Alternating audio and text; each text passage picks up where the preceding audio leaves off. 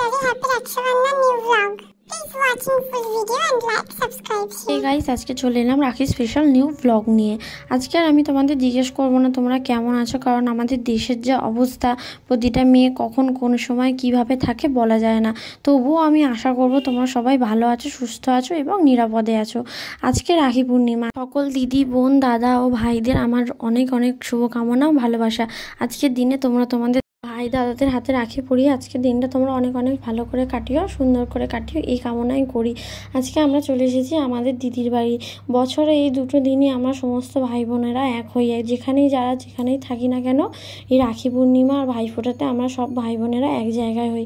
এখানে আমরা আজকে সবাই চলে এসেছি আমার বড়দিদের বাড়ি। আমি, আমার দুই দিদি, আমার বোন, আমাদের দুই ভাই, সবাই আজকে আমরা এখানে। আর সবচেয়ে বড় আমাদের কাছে অবাকের বিষয় কী জানো, আমাদেরকে না বলে সারপ্রাইজ দিয়ে আমাদের ঠাকুমাও এখানে চলে এসেছে। আর এই যে এত চিপস, চকলেট দেখছো, এগুলো সব ঠাকুমাই নিয়ে এসছে আমাদের না বলে। এই যেটা আমার বড়দি, আমাদের দেখো দুই ভাইকে ও রাখি পরাচ্ছে, আশীর্বাদ করে রাখি পরাচ্ছে।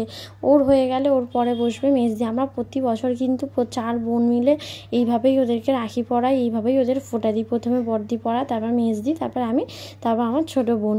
এইটা বড় ভাই, এর পাশেরটা হচ্ছে আমাদের ছোট ভাই। ওদিকে দেখো হুমড়ি খেয়ে আমার বড়দির মেয়ে আর মেজদির ছেলে দুজন মিলে এদিকে তাকিয়েছে, ভাবছে এদের রাখি পরানোর পালা কতক্ষণে শেষ হবে আর ওরা কতক্ষণে চিপস আর চকলেটগুলো পাবে। বড়দির রাখি পরানো হয়ে গেছে, এখানে কিন্তু মেজদি বসে পড়েছে ওদেরকে পরাতে। আর আমি দেখো ওখানে শঙ্খ বাজাচ্ছি। ওদের শঙ্খটা এত ভারী যে আমি বাজাতেই পারছিলাম না। যাই হোক, মেজদির হয়ে যাওয়ার পরে আমি বসে পড়লাম ওদের দুজনকে রাখি পরাতে। আমি না জানতাম না যে আগে ওদের আশীর্বাদ করে নিতে হয়, কিন্তু আমি প্রথমে আগে রাখিটা পরিয়ে নিয়েছি।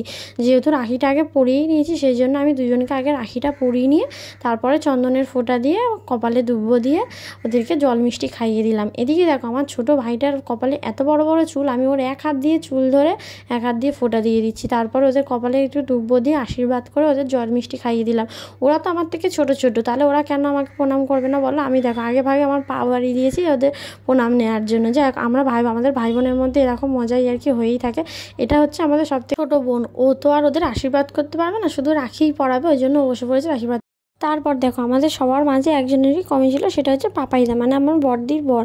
পাপাইদাও চলে এলো এখানে কাছ থেকে। এই দিকে দেখো আমাদের বাড়ির সব থেকে ছোটো খুদে সদস্য, এটা হচ্ছে আমার বড়দির মেয়ে আর ওটা হচ্ছে আমার মেজদির ছেলে।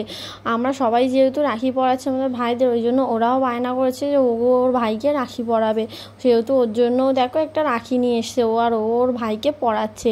ও তো বাচ্চা মানুষ, একা পরাতে পারে না, তাই পাশ থেকে সবাই মিলে একটু চেষ্টা করে ও রাখিটাকে পরিয়ে দিচ্ছে। ও কিন্তু ওকে ঠিক করে মিষ্টিও খাওয়াতে পারেনি, জানো তো। ও ভাবছে কী করবো। ও দেখো ওর মুখটা দেখো, ওর ভাইকে রাখি পরিয়ে কতটা খুশি। আর ওর ভাইও দেখো তেমন খুশি, ও সমানে বসে বসে কেমন দুষ্টুমি করে যাচ্ছে দেখো। আর এদিকে দেখো ওর ভাইকে দেখো মিষ্টি খাওয়াতে যাচ্ছে, দেখো আহারে বেচারাকেও মিষ্টিও খাওয়াতে পারছে না। আমার লাস্টে ঠাকুমা একটু সাহায্য করে খাইয়ে দিল, আবার জল খাইয়ে দিচ্ছে দেখো ভাইকে। ঠাকুমা আবার ওর মুখেও একটুখানি মিষ্টি দিয়ে দেবে। ওইদিকে ওকে দেখো কি সুন্দর আসনে বসে ওর মতো মজা করে যাচ্ছে। ও আবার ভাইকে দেখো চকলেট দিচ্ছে। আমাদের রাখি পরানোর পর্ব এখানেই শেষ।